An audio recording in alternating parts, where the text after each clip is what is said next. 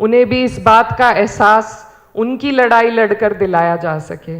तो हमें भी बढ़ चढ़कर सभी के जश्न में और सभी के दुख में शामिल होना पड़ेगा, तभी समाज में बदलाव आएगा। हिंदी है हम वतन है हिंदू सिता हमारा, सारे जहां से अच्छा हिंदू सिता हमारा। दोस्तों, एक वीडियो सोशल मीडिया के अंदर जब हमारी आंखों के सामने आया, जिसका टाइटल था इकरा चौधरी का दमदार बयान। इस वीडियो के अंदर कुछ दमदार बातें थी तो हमें और आपको जानने की काफी ज्यादा जरूरत है। दोस्त, इस वीडियो में एक बहुत बड़ा मैसेज है, बहुत ही अच्छा मैसेज है हिंदुस्तान के हर नागरिक के लिए, चाहे वो ईसाई हो, हिंदू हो, मुस्लिम हो, बुद्ध हो, किसी भी धर्म से बिलोंग करता हो, डजंट मैटर।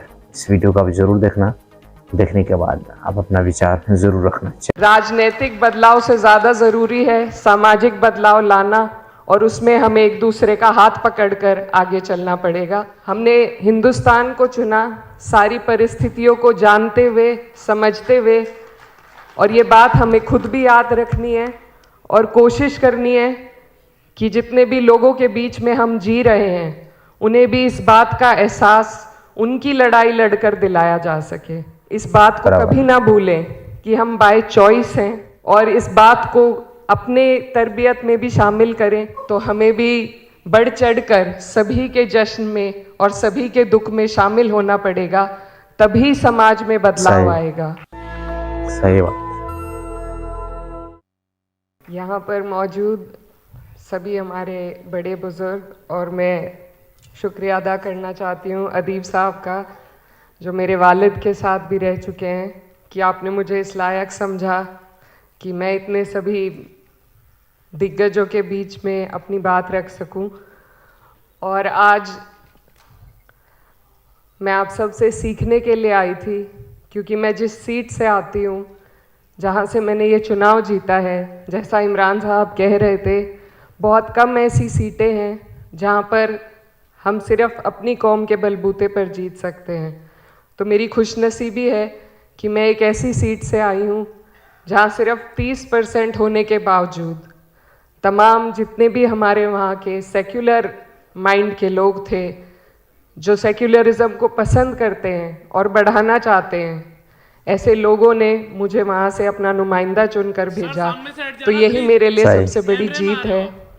और मैं यही कहना चाहती हूँ कि आने वाले वक्त में मैं जिस उम्मीद के साथ आई थी, यही लेकर अपने दिल में आई थी कि मैं न सिर्फ किसी एक की, बल्कि जो हमारे मुल्क की खूबसूरती है, और यहाँ पर जितने भी मज़हब, जितनी भी जातियाँ मौजूद हैं, खासकर मेरी कंस्टिट्यूएंसी की, तो मैं उन सब की आवाज़ ईमानदारी से उठा सकूं।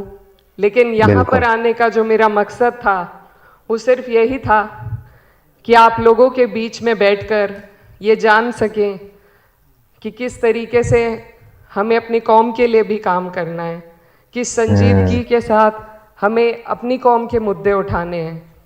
क्योंकि सबसे अहम बात यह है इस पूरे मुल्क के मुसलमानों के लिए कि हम यहाँ मुसलमान बाय चॉइस हैं, बाय बर्थ नहीं है, बाय चॉइस ज़्यादा है। हमें मौका दिया गया था और हमने अपना मुल्क चुना, हमने हिंदुस्तान को चुना सारी परिस्थितियों को जानते हुए, समझते हुए, और ये बात हमें खुद भी याद रखनी है और कोशिश करनी है कि जितने भी लोगों के बीच में हम जी रहे हैं, उन्हें भी इस बात का एहसास उनकी लड़ाई लड़कर दिलाया जा सके। तो यही मेरी आप सभी से गुजारिश है कि हम लोग इस बात को कभी ना भूलें कि हम बाय चॉइस हैं, और इस बात को अपने तरबियत में भी शामिल करें।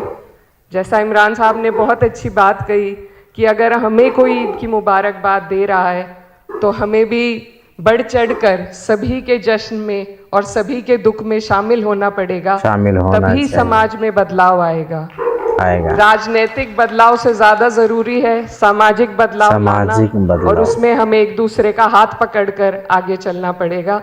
तो मैं बहुत छोटी हूँ, आप सबसे सीखने के लिए आई थी, और बस यही चाहती हूँ कि अदीब साहब ऐसी बैठकें दोबारा करते रहें, ताकि हमें सीखने का मौका मिले, पार्लियामेंट में खड़े होकर इंसाफ के साथ हम सभी की आवाज़ उठा सके, ऐसी तरबियत हम आपसे उम्मीद करते हैं। आप सभी का बहुत बहुत शुक्रिया। अस्सलाम वालेकुम।